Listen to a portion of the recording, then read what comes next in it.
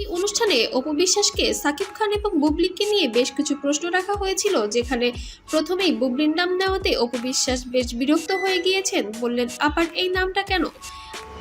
শবনম বুবলি এমন একটা মানুষের নাম বলেছে। আমি এই বিষয়ে কোনো মন্তব্য করতে চাচ্ছি না। পুনরায় উপস্থাপিকা তাকে আবার প্রশ্ন রাখেন, আপনাকে এবার বলতেই হবে বুবলি কেমন চরিত্রের মানুষ। তখন অপু বিশ্বাস বলেন, তাকে নিয়ে আর কি বলবো, কিছু তো বলারই নাই আমার। আপনাদের কাছে সবসময় সবকিছু গ্লাসের মতো পরিষ্কার। সারা দিন রাত বাড়িতে বসে থাকবা, কথা বলবা না। পৃথিবীর সবচেয়ে ভালো কাজটা সে করতে পারে, যেটা অনেক কঠিন কাজ। আমার পক্ষে তো সম্ভব। বুবলির বাথরুম কাহিনীর কথা বলতেই যেন হেসে উঠলেন অপু বিশ্বাস। বাথরুমের বিষয়টি বলতে বলতেই যেন ডিবি অফিসের বিষয়টিও যেন চলে আসে কথার মাঝখানে। সেখানে ওটা তো বাথরুম হইলে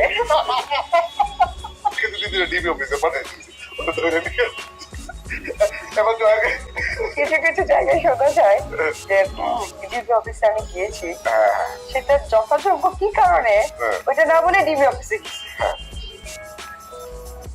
অপু বিশ্বাস বলেন, আমি ডিবি অফিসে গিয়েছিলাম সেটা সবাই বলে, কিন্তু কেন গিয়েছিলাম সেটা কেন সবাই প্রকাশ করে না?